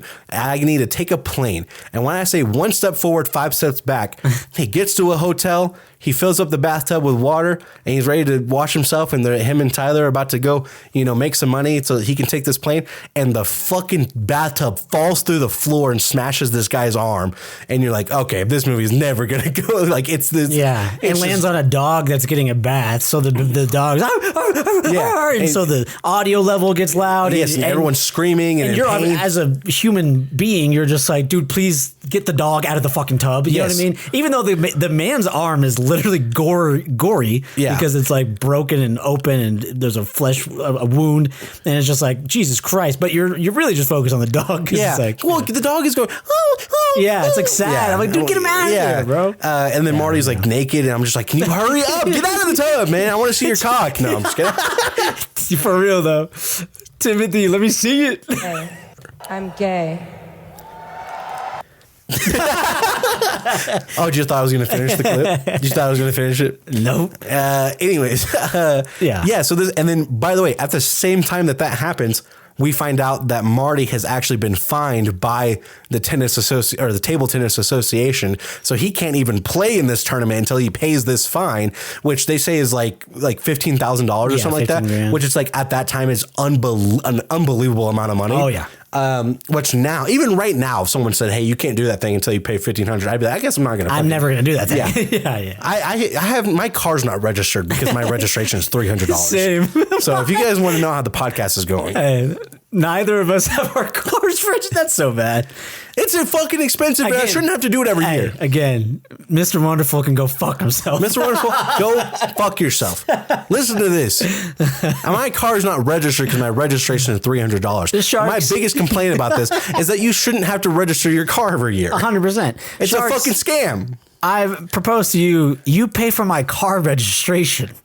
Sharks, I have a proposal for you. For $300, you could pay for my car registration, and I won't kill myself in front of you. No deal. For sure. And for that reason, I'm out. Okay. Hey, you seem like a nice guy. And I love the passion you have. I don't want to get invested in this. I'm out. It's just nonstop. And then we get introduced to this character who, for some reason, has a bag full of money. And he asks Marty to take care of his dog. He's like, has his arm broken. He's like, take care of my dog. I'll pay you, triple whatever you're making tonight, whatever. And then Marty goes in this bag and only pulls out a small amount of money, by the way. And I'm like, maybe that was good in hindsight, but like I would have pulled out way more. Hey, you said triple? You didn't even ask me how much I was making tonight. He said, Marty was like, I got a job I got to go to. And the guy says, I'll pay you triple what they're paying you. And then he doesn't tell him what he was going to get paid. So I was like, you dumbass, you should have been like, yeah, by the way, I'm getting paid $10,000 tonight. So you said triple? You said triple. You said triple. I'm getting paid $5,000 tonight. So then you would get $15,000. There you go. You pay your fine. Yeah, you'd be done. Yeah. So, anyways, it is this character who is a mobster and a gangster. Like that's what it gets revealed as. Yeah. Because, can I ask something about this? Yeah, you can ask me something. Can I ask you? So this gangster and mobster, who it turns out to be just a real dangerous individual, but at the very end of his arc, when Marty pulls out the money, there's a bunch of pictures of naked women mixed in with the bills. Was that supposed to be like a sinister reveal, like some kind of sex trafficking or something? Or is that just a horny old man having Playboy cutouts? Like I could not tell what that intention was. Me neither. Okay. I didn't know if there was a different read on that. I was really confused by it. I didn't know either. Okay. I thought that when he was going through the money, he was eventually going to see like naked pictures of Odessa's character as like that was going to be some kind of blackmail or like it was going to be something to make us even more happy that he was dead or something. But it's like I already saw him stab someone and he said he was going to take a hammer to this pregnant woman's stomach. Yeah, he's evil enough. Yeah, I'm like you're already evil enough. I don't know what the point of that was. Maybe there's something about gangsters from that time that if you know about that era and is he in New York or I don't really remember.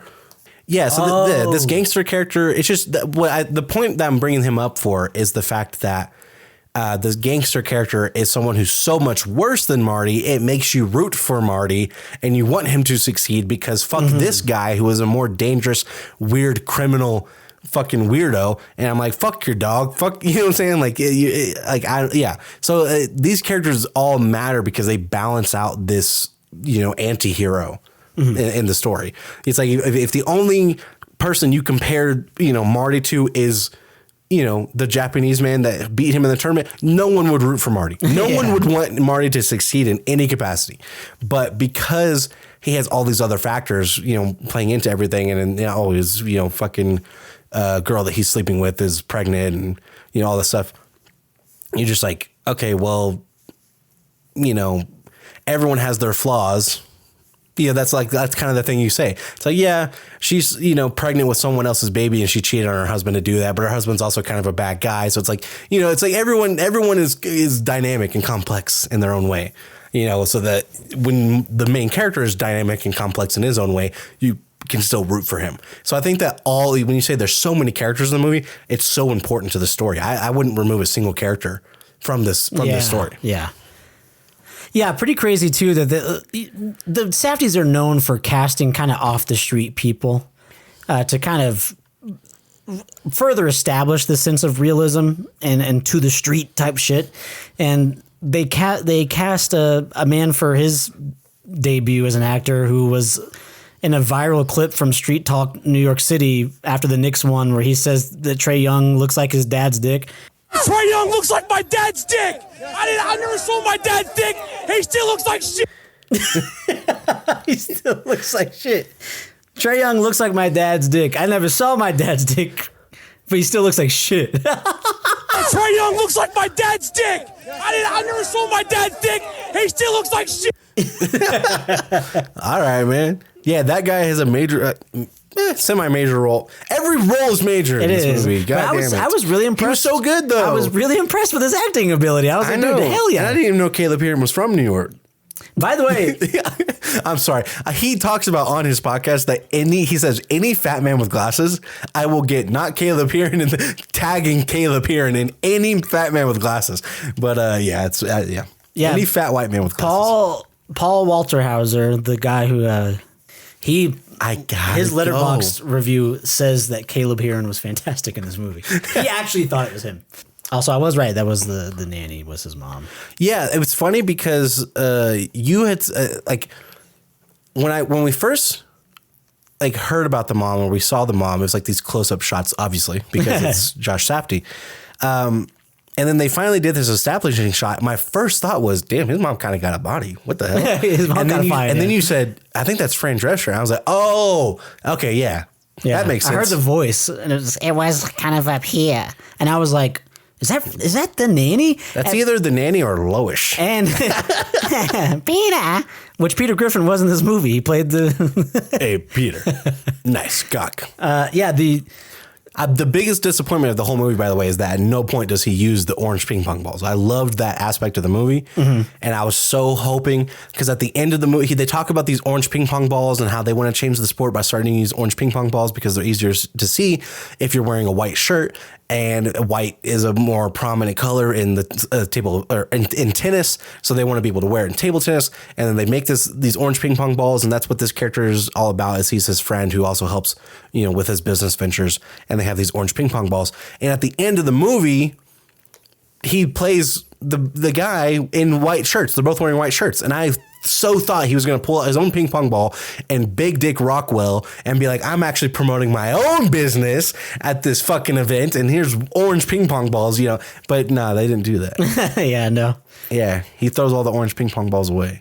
I was curious how this movie was going to end. I mean, shout out to this movie, man, because some of the things that I'm going to remember the most are the tournament at the beginning and the game at the end. Because I thought they were so well stylized, so well filmed. I loved the shot. So you get the title card that says like game one, or whichever title card it was. And it's very far away from where he's actually playing. And it zooms in all the way across the hall to that table. And I loved the stylization.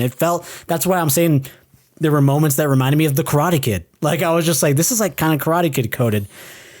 With the style and the music and the tension and I'm like, by the time we get to the final match where he does decide fuck all repercussions, which is it really that surprising for his character? No, it's not surprising, but it is like, okay, now we know where we're going. He says, fuck all repercussions for doing this. I'm going to actually try and win. I'm going to challenge him to another game. Yeah. Which, by the way, he's already been told he cannot compete in the actual tournament. So as soon as we find that out, me and Dan looked at each other. We know what's about to happen. He's about to go and try and win this match. Yeah. And that final game of the movie was so fucking thrilling. It was so thrilling. My heart was racing during that game. And I was so invested. And I'm like, dude, shout out to a movie that got me so invested in a fucking ping pong match. And I want to shout out to... It's the second most invested in a ping pong match that I've ever been in. Or, wait, did you say ping pong? Because the Chinese call it ping pong. I got something to say. Better to burn out. Now they fade away. Tastes good. I very, very impressed by the actual sport of ping pong being played and the way it's filmed and presented. I thought it was so good. And what sport could you not do this for? What sport would do you think that you couldn't film in a way that you could be interested in it? Golf? Could you do golf? Could you do a Tiger Woods biopic? You could absolutely make golf thrilling.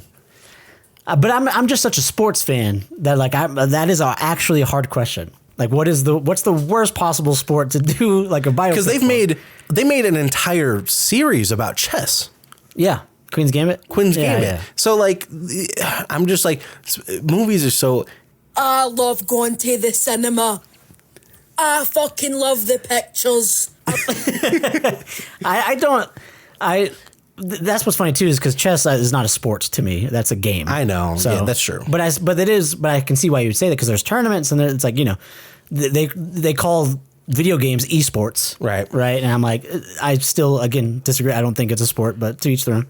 I got to give my boys a shout out. I know that Chris listens to the podcast sometimes, so hopefully he's listening to this. Man, me, Chris, Jeremy, Parker, Brad, all of them, man. We used to run the table for a minute. We got competitive too, dude. We got really good at this sport. I'm telling you, I love ping pong because it's so fun, and we got really good. And we used to have some really fire matches and tournaments and stuff at Chris's house. So yeah, shout out to ping pong, or as the Chinese call it. How many times? Ping pong. Ping pong. It's such a Please go watch Balls of Fury. It's such a funny joke. Please, everyone, watch Balls of Fury before our underrated movies list. Yeah. But yeah, Marty Supreme. And so, yeah, I think that it's shot really well. It's very fast paced. It's incredibly jam packed with action, and it's just constantly, and it doesn't have as many of the biopic things as you would normally see. Like, I don't know how much revisionist history is in this movie, because it felt like these characters were there's so much of a character with each character. There's so much eccentricities with each character. So I don't know how much of it is real, how much of it wasn't, and I like that. I don't know how much of it was changed. In my mind, this is just a completely original story. It feels more original of a story. Yes. And also, it's a person who I am not familiar with at all. And I know most people are not going to be familiar with Mark Kerr. So it's like, that's not fair. Sure. Because we're fans of that particular sport, and that sport is not as big as basketball. It's not Michael Jordan. It's not the Williams sisters, who are the two biggest of their sport ever. It's Mark Kerr. If they were making a documentary about, or a biopic about Conor McGregor, yeah, most people would probably be like, I know who Conor McGregor is. Yeah. So it is a little bit unfair for us to say that. But sure. Marty, I don't think anybody fucking knows this guy. Like, no one is walking around like, oh, it's about fucking Marty Weiser. Like, whatever. Yeah. So yeah, it is a movie that I would definitely see again, even though I haven't rewatched Uncut Gems or Good Time, because those movies give me so much anxiety. I would watch this one again, especially because I want to watch it with Taylor. I think that she would actually enjoy a lot of this movie as well. Gwyneth Paltrow, by the way, I know we talked about her for a moment. Really phenomenal performance from her. Yeah, I loved her performance in this movie, and her character is very interesting for her as well, though, that so Kevin O'Leary's playing a millionaire who looks down on poor people, and she's playing a washed-up actress. Oh, that's fucked up. Got him. That's fucked up. That's so mean. Got him. That's so misogynistic. Got him. We do not care. We do. Can I find that? We do not care. No, I'm joking. I just mean I haven't seen her in anything really recently. But no, she was phenomenal in this. But she also, she was in all those Marvel movies, and then she went on to sell candles of her pussy. She's weird. She is such a weird. I mean, she's a freak. Yeah, she's eccentric. Yeah, so my favorite part of the Smashing Machine was the fight scene at the end, not the fist fighting scene, the argument scene between Mark Kerr and his girlfriend that escalated to her threatening to commit suicide in front of him.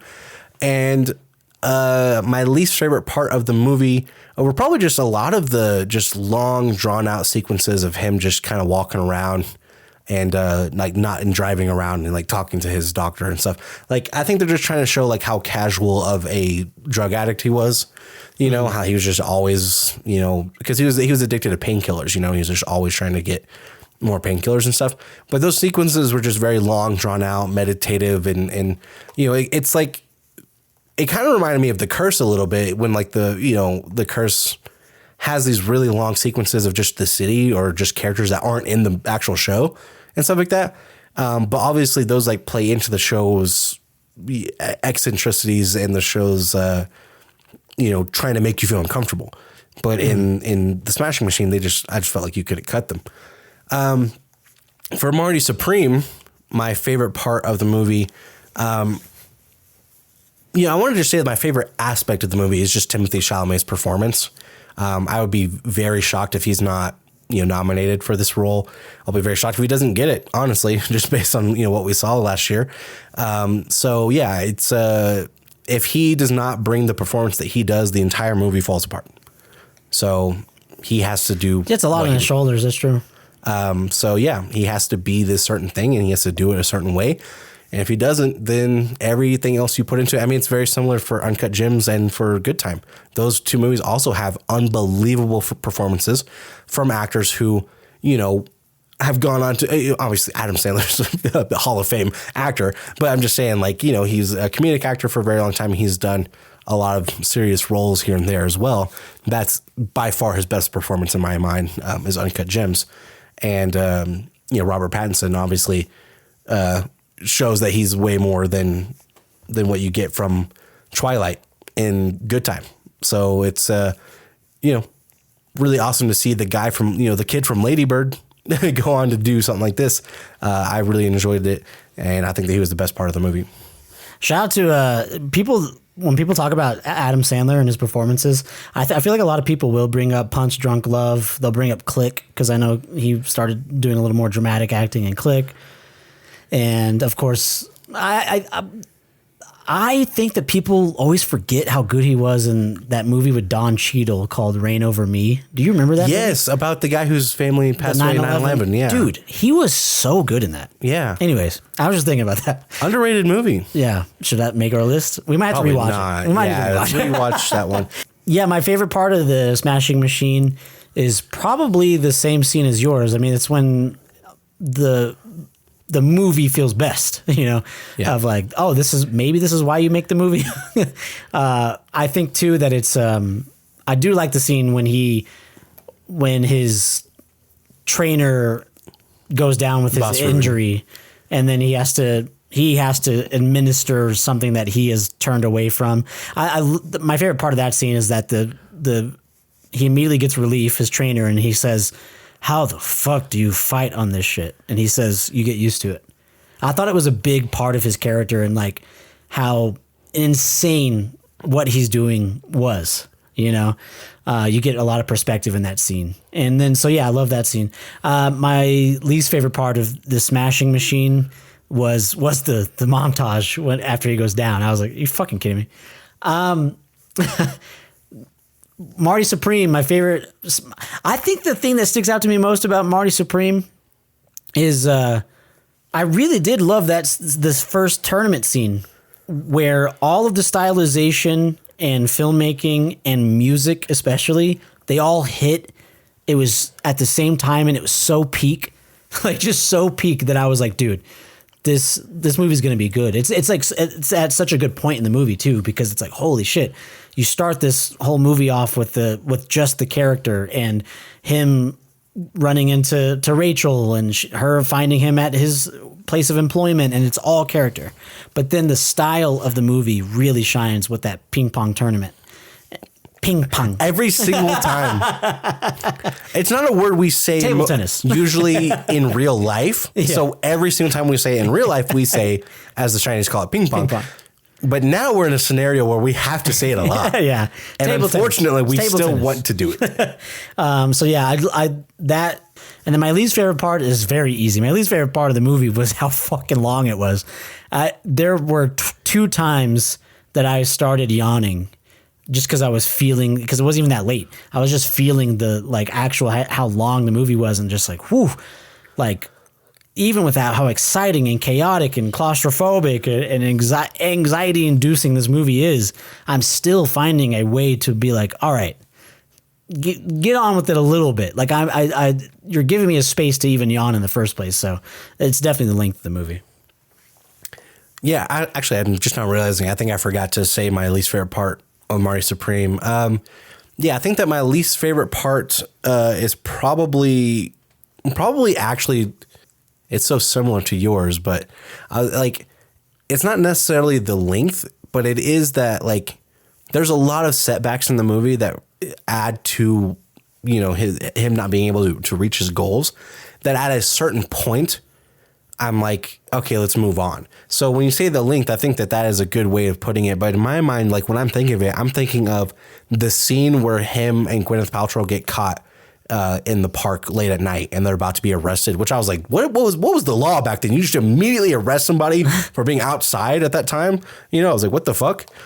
But I mean, like, I guess like a curfew or the park is closed or some shit. I don't know. Anyways, that scene is where I started to be like, oh my God, let's get on with it. Jesus Christ. Okay, they took the necklace. He still doesn't have the money. Where do we get to the fucking point of all of this? You know? Mm-hmm. And I think that's because that's happening towards the back end of this movie. And so I'm not trying to like downplay that scene because I know then I go, oh, well, it immediately leads to him then going upstairs to the party and, you know, getting back to Kevin O'Leary's character and all this stuff. So it does matter. Sure. But I guess what I'm trying to say is there's so many setbacks in the movie that I'm just like, if we remove like one or two of these, I think we'll be okay. Yeah. That's how I am. Yeah. I'm going to give the Smashing Machine a 4 out of 10.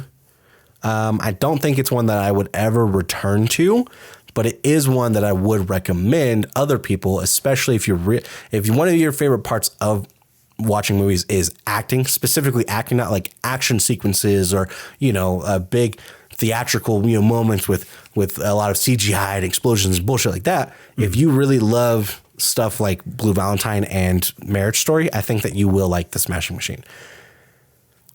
Marty Supreme, I'm giving an 8 out of 10. I do think it's closer to a 7 than a 9.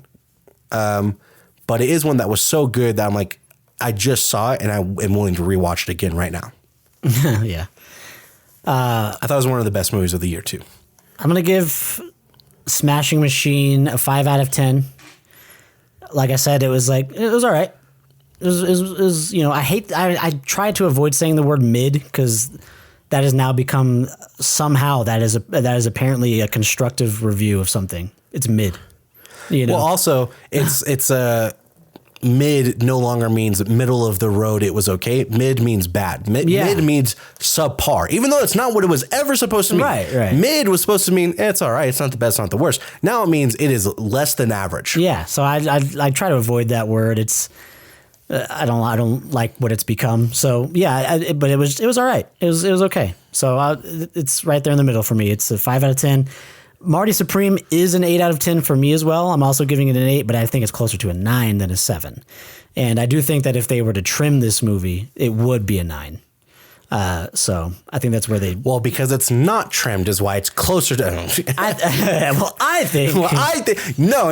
Even though we gave it the same score, despite the fact we gave it the same score, you're bullshit closer to a 9. I'm pissed. No, this is why we're not doing this fucking podcast. I'm starting my own podcast. I'm starting my own goddamn podcast. This is my own fucking... I'm doing a solo podcast. I'm doing a solo podcast. Okay, I'm never doing a podcast. Hi, welcome back to Wild Dream, where it's just me. No, I'm keeping Wild Dream. I'm keeping Wild Dream. No. Wild Dream 2. Wild Dream 2.0. Wild Dream 3. Wild Dream 3 is actually 3 is higher than 2. No. Anyways, that's it for this one. No part 2. Your part 2 was a second review. Yeah. But we will be back next week because we didn't plan for this episode to be our first episode of the new year. We were going to do like this whole thing about a recap of last year and everything like that. But we wanted to do that as our first episode of the new year. We didn't plan for this one to be that one. So join us next week. We will have some more stuff prepared for part 2 for you guys. But until next time, if you want to get involved in the conversation, let us know what you thought of either of these movies, if you watched them, or if you want to let us know what you thought of this episode, if you listen all the way through. We are at Wild Dream Pod on Instagram and TikTok. We are streaming a little bit less often than normal. We usually say streaming all the time, but that's not entirely true. We are streaming, and you better catch us when we're live because it's not all the time. It's a special rare event now, so it means more. It means more. But we are streaming still, and you can watch our VODs on YouTube. We are on YouTube, Twitch, Instagram, and TikTok at Wild Dream Stream. We hope to see you there. We want to see your comments. We want to see people joining us live. We want to see us having fun and having a good time. Yeah. Daniel recently did his top albums of the 2025 year. I will keep wanting to say the year. He did his top albums of 2025 on stream. That will And I already have 2 that I need to add, which sucks, but it is what it is. Hey, it happens. But if you guys really enjoyed that content, if you really like that type of content, you let us know through the comments. Maybe we'll come on and do another music stream. Yeah. And we'll keep talking about albums. So yeah, it's not just video games. We do talk about, media and movies, and we do talk about video games as well. We also do bits and jokes. And we talk about our personal life. So if you enjoy that kind of stuff, come and check it out. But until then, we love you. We kiss you. Good night. Good night.